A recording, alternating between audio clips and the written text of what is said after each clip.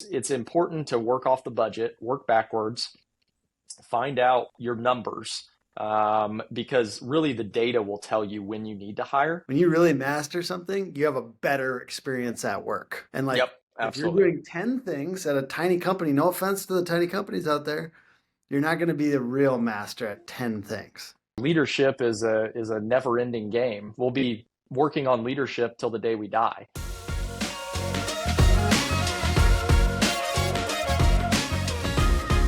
Hey, how's it going? It's Tim Brown, and this is the Plumbing and HVAC Hustle podcast. And I've got Chad Peterman of Peterman Brothers on, who they do HVAC, plumbing, and electrical. And we're talking about the $100 million culture. I would love it if you give a little backstory, if you can go back as far as 1986, and then how, when you and your brother took over, how you guys kind of increased the trajectory of Peterman Brothers and where it's at today. If you don't mind doing that all in a couple minutes, and then we'll go dive into culture. Yeah, absolutely, Tim. Appreciate you having me on. Excited to kind of share our story and hopefully help some people out along the way. Yeah, our company started as HVAC only. My dad was a HVAC technician, started the company in '86 out of the back of our garage. My brother and I, who now run the company, my dad's since retired, joined the company in 2011. I did, and then my brother in 13. In 15, at the time, we were only we were about a $10 million company in 15, about 70 to 80% of which was multifamily new construction. So my brother and I's vision was to pivot the company and go into a residential kind of model. And so we kind of embarked on that in 15. So since then, we've got 6 locations here in central Indiana. We're based out of Indianapolis, Indiana, is where our headquarters is. And then we've got 4 other locations outside of the state of Indiana as well. We've grown the company last year in 23. We finished about 106 million, doing all residential, so no commercial at all, and do all 3 trades. But it's been a fun ride, learning a lot every day, and just always trying to make our company the best place that our people have ever worked. That's really our main goal. It just so happens that we put in furnaces, water heaters, and electrical panels. I love that. And, you were talking to me about how current things you're working on, making sure your people are getting coached. Um, a big question I have is like, how do you help people enjoy your work? It sounds like that's an emphasis in the culture of the business, and probably partly why you're able to go past 100 million, right? Like, if people are enjoying their work, it certainly allows people to work more efficiently. How are you helping people enjoy their work currently? How do you do that?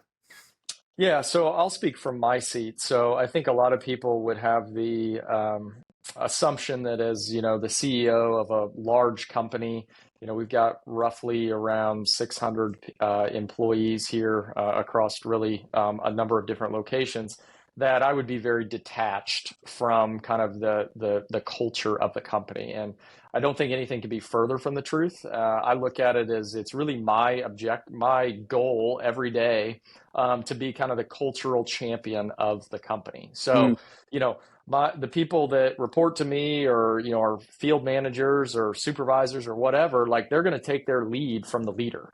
So mhm, however I lead is probably how they're going to in turn lead the people that they lead on a daily basis. And mhm, so I do that in a number of different ways. I send out, last year I sent out, I think it was close to 1,200 thank you cards to our team. mhm, So that's just one way. We do a podcast as well. We have some leadership training. All of that is really spearheaded by myself, mhm. because I think it's important. And I think it's important to, as the leader of a company, kind of um, set the pace at which your culture is going to develop, and really uh, kind of permeate through the organization. You're working on the business, the age old working on the business, not in the business, but it doesn't mean you're not working. Yeah, Like, I absolutely. think that some people think of that on the business in the business thing, and then they're like, well, I need to get out. Well, no, you need to work on the systems and whatnot.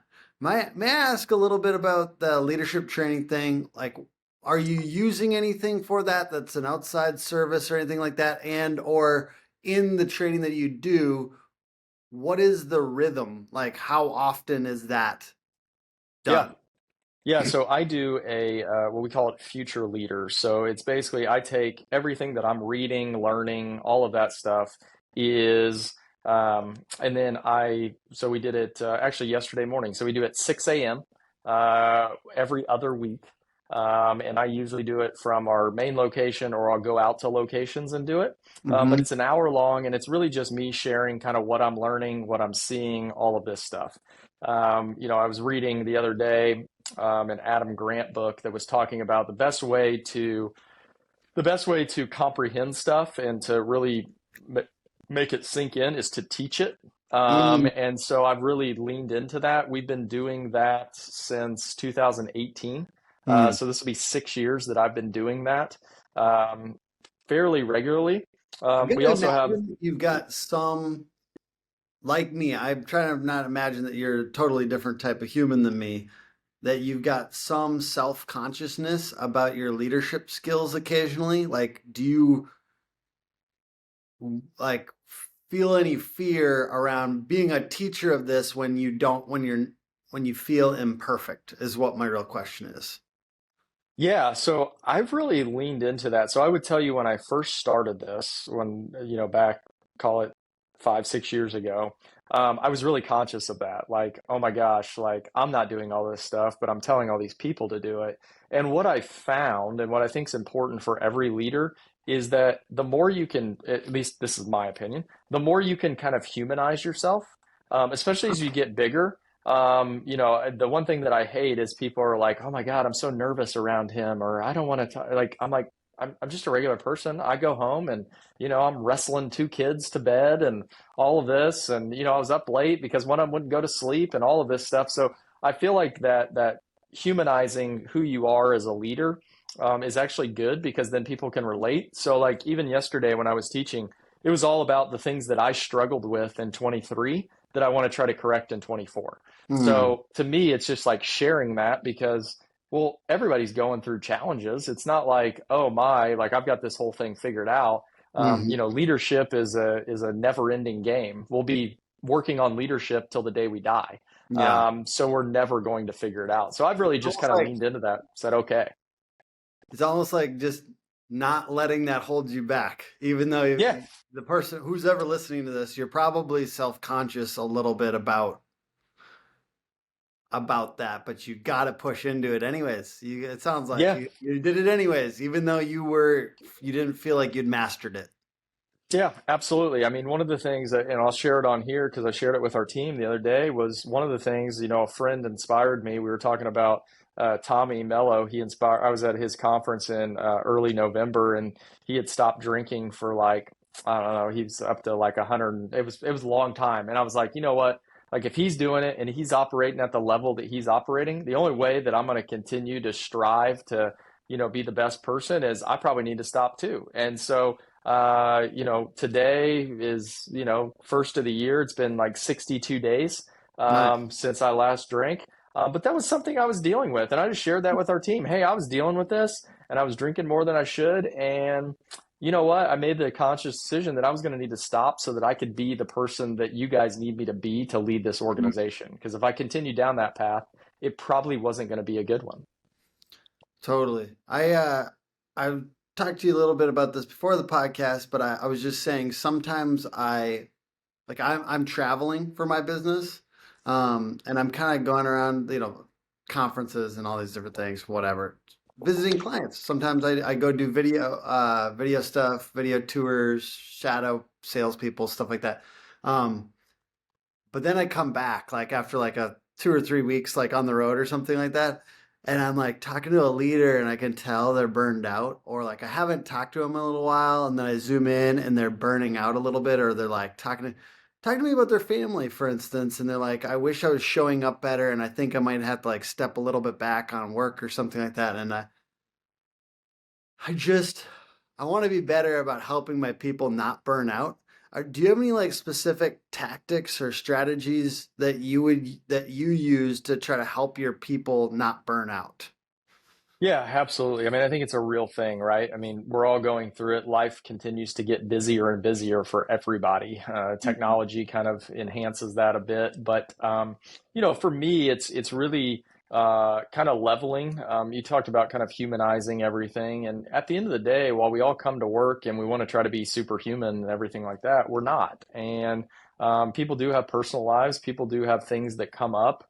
And so, what I encourage is, our management team and those that they're leading is to take the time to sit down and if someone feels off or someone with field professionals having a bad week or whatever, like sit down with them. There's probably something going on and they just need to vent, or family isn't great, or they've got a parent that's sick or whatever it may be, and like just level with them. Like, to your point, like when I was younger, like that wasn't something I wanted to get into. Like I wasn't sharing all that information and stuff like that. And people are like, well, you need to separate work and home life. Well, at the end of the day, that's never going to happen because you can't do that. It's hard to compartmentalize all of that. So for me, it's just really creating that culture of where it's open. We get it. Yeah, we have process, procedure. We got to follow it, all of that stuff. But stuff's going to come up. And I think just having the willingness to sit down with people and really understand where they're at. At the end of the day, you're going to get more production. While it may not seem like it in the moment, um, you're going to get better production and better work out of those people if they know that you truly care. And that's one of the things I always emphasize with my team is everybody you lead should know that you give a shit and that you care and you have their best interest at heart. Mm, that's really good. I want to just foreshadow and say we're going to talk about when to hire and when to stretch the current people that you've got a little bit on this podcast, but I want to go into some random directions as well that I know would be interesting for people. You were talking about how you hire some people from out of the industry. When did you start to like, and I would love it if you give specific figures, like revenue wise and like timeline and stuff like that. When did you start to do that? And what were some of like the roles that you filled that way that really have turned out very well? Yeah, absolutely. So I think it's a great question because, I think the one thing that goes around in our industry, like everybody knows, like, oh, hire people from outside. But, if you're a smaller company, you're thinking, how in the hell am I going to hire somebody from outside and they're going to know what that we're doing? And I completely get that. So I would say that probably our first hire from outside the industry, and he was actually he was a rep, he was our distributor rep, so he was kind of in the industry, but he was a teacher before and different stuff like that. He's been with us for I think 4 maybe 5 years. I'd have to check when Yeah. time flies. But Where were you he was guys kind at of, on revenue, by the way? Just kind of curious. Like, so that would have been, let's see, 2020. He started before then, so 2019-ish. So we were probably, I don't know, 15, 20 million at the time. that's so crazy that you're at 100. By the way, and I know that previous interviews have focused on this, but without private equity, is that correct? Correct. Yep. Which Privately is held. just extraordinary. I think like 100 million is not that crazy if you factor in like outside capital. And Yep. then I think it's pretty extraordinary in that amount of time from 10 to 100 and even just 2019 at 15. So, and then by the way, just for a recap for everyone, you had to go down a little bit as you dropped some of the commercial and multifamily stuff, and then going up in resident, it's like much harder, right? Like from what I understand, like residential to go to 100 million is totally different than trying to be like, oh right, we're gonna just be the bitch of a bunch of builders. Yep. Yeah. It is a little bit more difficult for It's like a sure. totally different game, right? So like just noting this is residential service, home service business. Like to go to 100 million that quick is just really mind blowing. I mean, we need to give that its due in this conversation, I think. Yeah. Well, thank you. It's been a labor of love for a lot of really extraordinary people on our team. Definitely couldn't have got here myself. And I think that goes back to the question of when to hire from outside. So we've got a 9-person executive team right now, Hmm. and I would tell you that none of the nine know how to fix anything or know anything technical. Sure. Um, Now that takes time.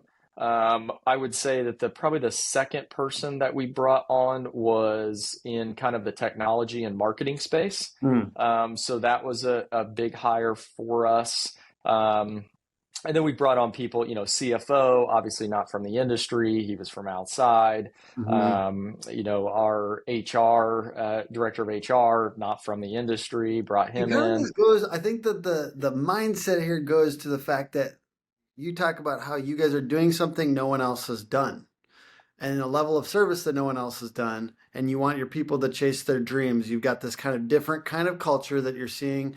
So it would be kind of ridiculous to poach. I know that we're all kind of trading employees in industries, but Yep. like to sit there and think that the people that are working at another business that, let's say, is stuck at 10 million or stuck at 20 million is going to help you go to 100. So you kind of have to do things people haven't done if you're going to be the business that's doing the things that no one else has done. And I think there are a lot of businesses out there that are larger that have great people, and that those people, were those people in other industries doing the same thing and at a high level executives, or were they middle managers and you brought them up to executives, or where were they at when some of those people when before they came to Yeah. you?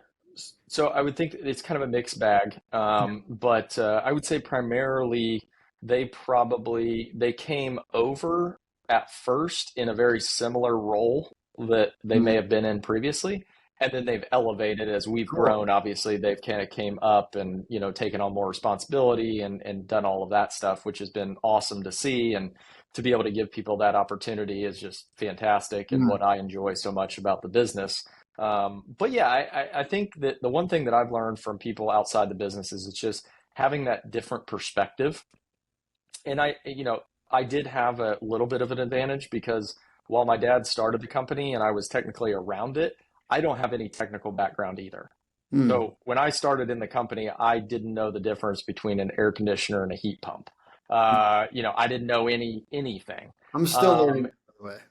yeah, and me too. I know they're different, and I know quite a bit more than I did, but I think it speaks to, or I always say my advantage was I wasn't afraid to hire those people because I didn't have any of that, like, it's not baggage, but I didn't Yeah, have any of that, like, oh, I know all of this technical, and I don't know how someone would be as good a technician as me. I yeah. was always in the position of like, I need to hire people that know what I don't know, and it just so happened that they were very technically inclined and they knew what to Mm. do and all of this stuff. And then later came, hey, let's get some different perspectives from outside the industry that can help build this thing Well, from if you a don't know contractor to a business.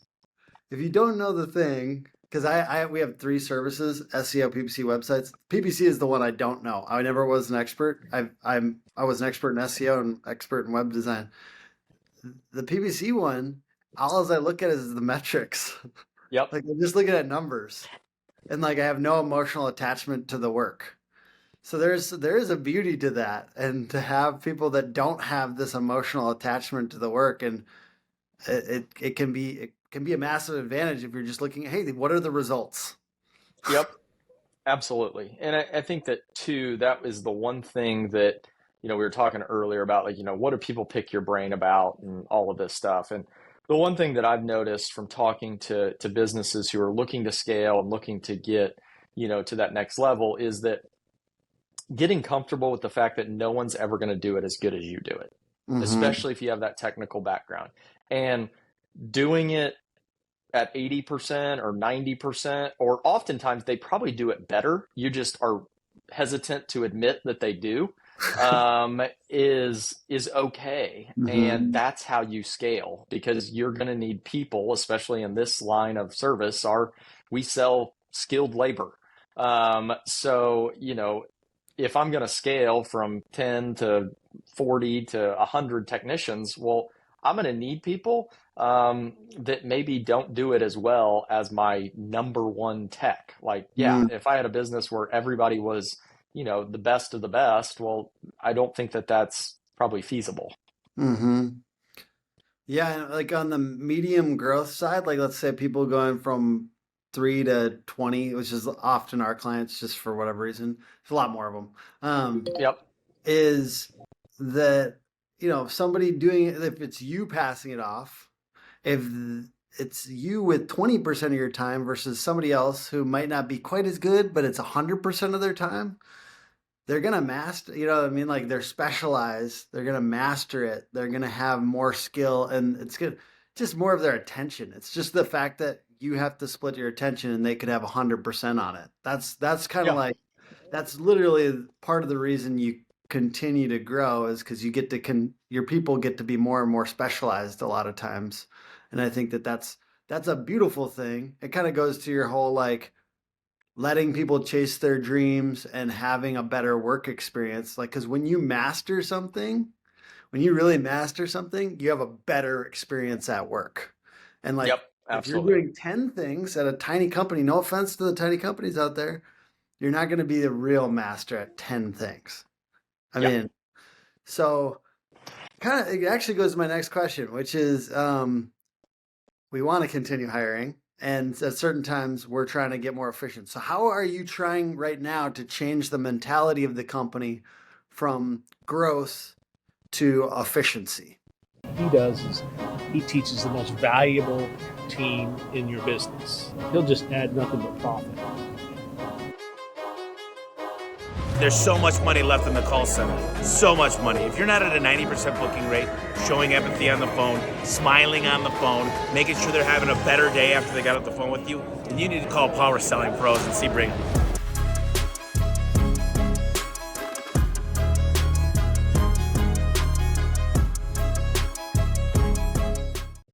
Yeah, so this has been, I feel like I've been done a number of podcasts and different stuff like this, and this is kind of my battle cry, I guess you'd call it, for Mhm. 24, is that, in 2020, 21, 22, everybody in the home services had more leads coming in than they knew what to do with. And so then it was, how do I hire more people? How do I find technicians? We started our own school in 2020 to train people from outside the industry and stuff like that.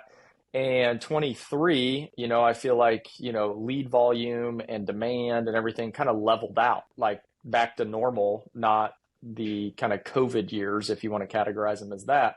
And Mhm. so I think the important thing for business owners to really pay attention to is right now is about diving back in and how do we get better with what we have? You know, how do we, if we've got five plumbers, are our five plumbers, are they converting at where they should be? Is their average sale where it should be? Could it be better? It can always be better. Uh, all of those things that I think we truly need to dive into because we budgeted this year in 24 basically that lead volume would look just like 23. So we're not going to grow because we get more leads. Now, is there a chance that we will? Yeah, absolutely. We also didn't have the weather on our side this year. Being in the Midwest, we didn't really have a summer and it wasn't real cold in the winter. Well, okay, those are things that we really can't control. We're hopeful that they come. That would be great. But if they don't, how are we going to get better with what we have? How are we going to grow regardless of what's going on the outside? Or, as I always say, what we can't control. What we can control is how well we take care of our customers, what we do for them, and all of those things that are really the blocking and tackling of this business that I think in years past, and I'm as guilty as anybody of this, in years past, it was just like, we'll just spend more money on marketing and hire people and we'll grow and this will be great. And I think what we've learned over the last probably 12 months is that that's not always the solution. And it's okay to say, hey, I got it a little bit wrong.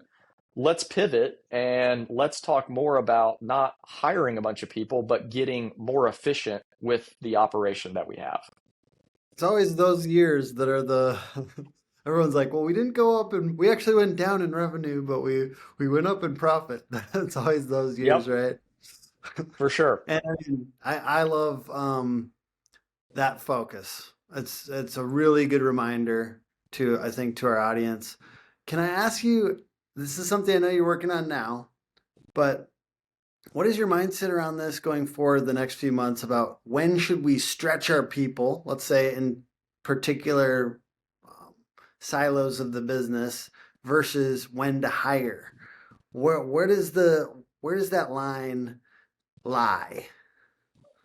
Yeah, absolutely. So I think that's a great question because it's something, to your point, we're going through on a daily basis. Where are we inefficient, or where can technology supplement? Where can process be improved? All of those things. And so I think as we look at our businesses, where are those things where a better process or procedure could actually free up time in a dispatcher's life, in a calls like, so here's a great example. So we were just meeting with our call center team yesterday, and running the data. What we found out was that I think it was 45% of all inbound calls that we receive are people calling to either cancel or reschedule their appointment. Is Mm. so of all the calls that we took in, 45%, so almost half of the calls that we took in were what we would consider unbookable leads, right? Mhm. So now, while that's fine, and people are always going to be rescheduling and, canceling or moving or whatever it is, that's great. But how do we deal with that so that we can continue to answer more calls with the same amount of people, or potentially additional calls with the same amount of people? Well, all we did was we're sending out text message reminders like you get from the dentist or whatever it is the day before. Well, why not just put a link in there that says, hey, if you'd like to reschedule, just click on this link and you can reschedule? How many Mm. calls would that cut out from our call center so that they can spend their time talking to customers who have a problem or that we need to get to immediately or whatever it is? And so I think it's a lot of stuff like that, of where if you can dig into the data and find out where something maybe broke, or not necessarily broke, but just like could be improved, that's where we're really looking in the operational side of the business, is how efficient are we and how do we gain efficiency? Whereas on the other side, we're still looking into the future and saying, okay, if we hit our budget this year, who are the people that we're going to need? And so we have a list of these people that, hey, we're going to need them.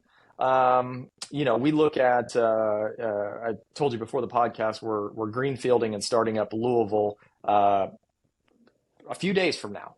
Well, our branch manager for Louisville has been with us for 3 months. He hasn't been managing the branch in Louisville, but he's been learning all of the things that he needs to know so that that branch can be successful. We'll do the same thing. We have another location that will be greenfielding here in about 6 months. Well, we're interviewing a branch manager candidate next week because we Mhm. know that, hey, we're going to have these people in place in order to continue to grow. So I think it's kind of picking and choosing where are growth opportunities, and then also where are process driven pieces of the business that can just be improved and made more efficient. Those are great examples. What about on the frontline technician side? Like, how far in advance do you know when you're gonna hire? I always try to like write out what I think my hires are gonna be at the Yep. beginning of the year, and then like it changes, right? Like, so how long on average do you kind of know? Is it a couple months usually before you hire that you kind of know you need to hire for sure? Like, you kind of know the types of things that you might need to hire, but like, what about like that final stretch? And do you generally know kind of what you're gonna be hiring this year, or does it change a lot during the year usually? Yeah, so I think great question. I think this is really predicated on, are you creating a budget that is sound? So if you're not budgeting, if you're not putting it out there of like, hey, this is my plan for this year, do that. Um, because the great thing is that you can work backwards. So if Hmm. you know that in January my revenue goal is 200 grand, well, how many people at what average sale and what conversion rate are you going to need based on how many calls you think you're going to get? Well, last January we got 100 calls. Okay, well, if you think you're going to get 100 calls, how many of those did you convert and what was your average sale? And that should tell you your revenue for last January. If your Hmm. goal is to get to, 100 and, whatever, more than what you did last year, well, like, do you need to add a person, or could you just increase conversion rate and average sale and still get there?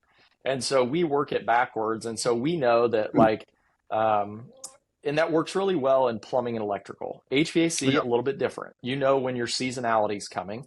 And so we know that come March, April, we may need to staff up a little bit if we're projecting kind of budgets in, June and July are going to be a little bit steeper, and we may not have the staff that we need to hit those goals. So I think it's important to work off the budget, work backwards, find out your numbers, because really the data will tell you when you need to hire and Yeah. when you just need to get more efficient with what you got, and you can still hit the same number. That's a really good takeaway. I think there's probably some people out there that don't have those data pieces tracking yet. So Yep. if there was let's say you're coaching a guy who's trying to go from 5 to 20, for instance, Yep. like some data pieces that you would strongly recommend starting to track if they don't have them yet to get that capacity clear so they know when to stretch and when to hire. Yeah, absolutely. So yeah, I mean, the big piece is, I mean, if you're on some sort of software, and it can be just about anything, you can probably pull out your calls, how many you booked, then obviously how many you ran, what the conversion rate was, what the average sale was. Okay. So I think if you can get to that level, then you can start to understand how efficient each technician is. Would you say, do you And are think there, most $5 million guys have that already? so what I would tell you is that the data is there. Now, do you look at it or not? I can tell you when we were 5 million, the data was there. We just didn't look at it. Gotcha. And if I had to do it all over again, that's where I would start. Yes, we scaled very quickly. What I would tell you is that we got some added fuel from 2020, 21, 22. Yeah. So we had leads coming in. So like we didn't have to be really good at business to grow by that much. We just had to hire. Probably pretty Well, good at we business. figured out a few things, but Yeah. you were getting that. So, you just had to find people, create a culture that they wanted to work in, and provide them the resources, and you could run. Well, Mhm. that's probably not the case this year. So we're going to have to get super efficient. So I would tell you that a $5 million guy, there is the data. The data is there. If you're using some sort of software, whether it's probably not a lot of $5 million guys are using Service Titan, but if you're using House Call Pro or Field Edge, or, there's a bunch of them out there, you can pull that data down. It's just a matter of looking at it, is the key. And I would think that the hard part, and this was the hard part for me, is if you're a business owner, you're more of a visionary. So sitting down and looking at data and spreadsheets, not super fun. Still not fun for me. But I know that I need to in order to run the business efficiently and to make money and to hit all the metrics that you need to hit. I would also say that another key piece for us was we joined in 15, we joined Nexstar. And there's a lot of great organizations out there, but getting an idea of where your KPIs should be, like what should your average sale be? What should your conversion rate be? What should your labor percentage be? Your material percentage? All of those things are critical into understanding how you're going to run the business. And we didn't join until 15. That's when I finally started to understand like the numbers piece of it. And like, okay, this is where things should be. And then it gives you a goal, right? Then you can start to aim and say, oh, my materials are high, or my labor's high, or, hey, we're running pretty good, or whatever the case may be, but you know where you are. I always say, you're not gonna watch a football game on Sunday without a scoreboard. That'd be pretty boring. So you got to have one in your business as well. Totally. Any other things that you want to say about when to stretch people versus when to hire? One thing I like recommend, maybe some of the earlier guys can relate more with just where we're at in business. We're at 4 million, by the way. Just from my point of view, is the feeling out capacity. Like you have to go to failure. You can't, like I think at a certain degree, there's a lot of roles where you don't even know if you can't handle that amount of work yet. Like I think Yep. if you overindulge, and sometimes there's periods of time where we overindulge our people and hire every time they squeal once, right? Yep. Then there's other times where you have to feel out capacity. You have to go to failure, and like we can't just like anticipate where we might fail.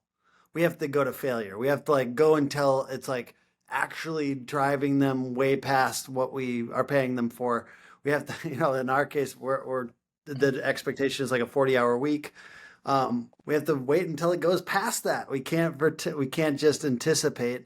So I just say feel out capacity. Is there anything else that you've got that's like a good kind of either like way of thinking about it or mindset for other people that are trying to figure out if they are over capacity or they can Yeah. just push? Yeah. So I'd say there's two things there. One is especially in our business, if you talk to any service manager and their biggest thing is my phone never stops ringing. Never stops ringing. Questions, questions, questions, questions, questions. And so really what we lean into is as a manager of a department, you need to be a fire preventer, not a firefighter. And so when you're firefighting, when you're answering all the questions, when you're, being that resource for your people, and this isn't not don't help your people. This is more so what time are you spending in your day to teach and coach them on so that they don't have to make that phone call, that they can figure out that problem by themselves. And so we do a lot of work around time management. And so this is an exercise I used to do, you got 40 hours in the week. What are the things that you have to do? Like, what do you have to do in order for the business to operate? And how much time is that going to take? All right, what do you have left over? All right, now how are you going to spend that leftover time? And so we really dig in.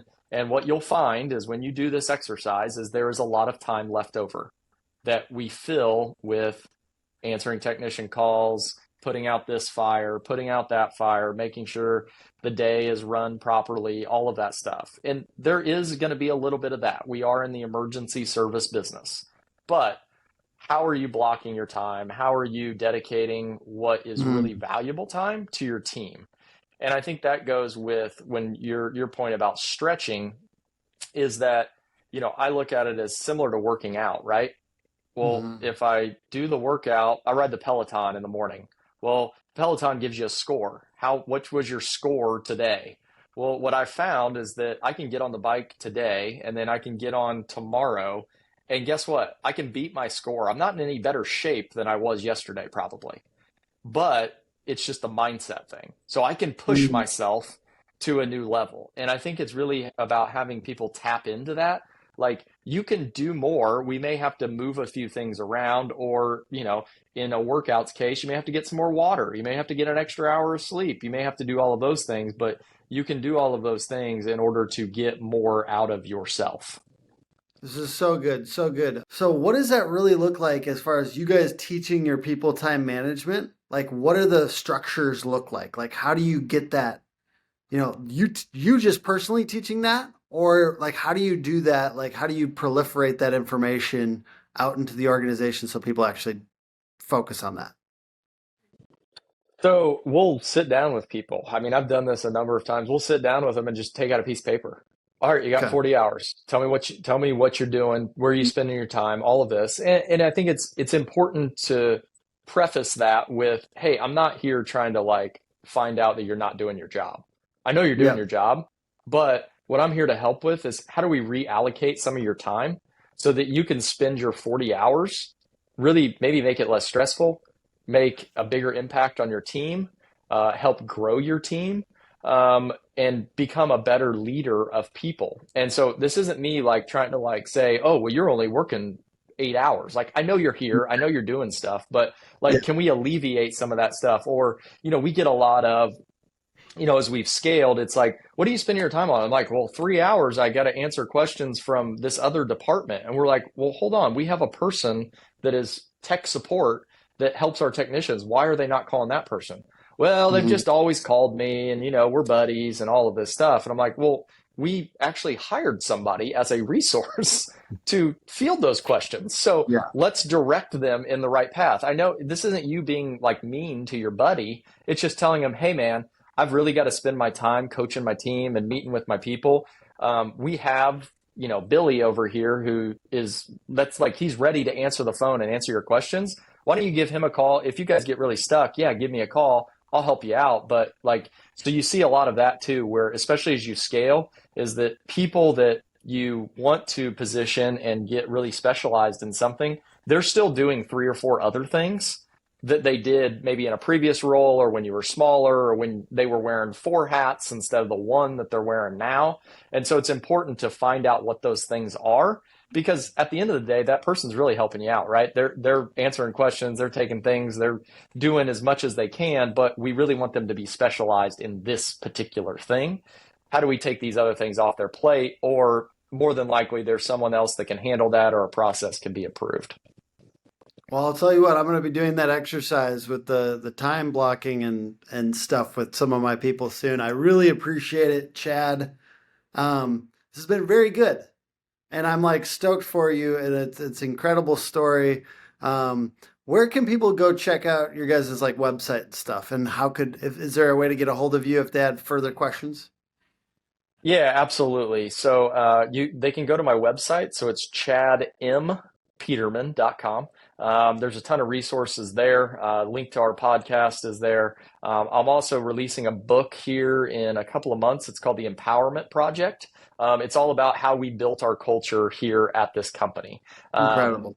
You'll be able to find that anywhere. And then I think actually we connected on LinkedIn or Facebook or whatever, fairly active on those platforms. So if you reach out to me, again, it's Chad M. Peterman. You can find me, always willing to answer questions, different stuff like that. And then the last place is we do shop tours every other month. So like we've got one coming up next week. We've got about 20 companies coming in for the whole day, and we do a whole day kind of tour seminar type thing for When people is as that? well. So that is next week on the 11th, and then we've got one in March. I'm not sure of the exact date on that one yet, but reach out and I can get you all the details. I might try to sneak in. Watch out. Yeah, Um, you're more than welcome. All right, Chad, thank you so much. The podcast is put on by hookagency.com, Hook Agency all over social, and really appreciate your time today, brother. Absolutely. Thanks for having me, Tim.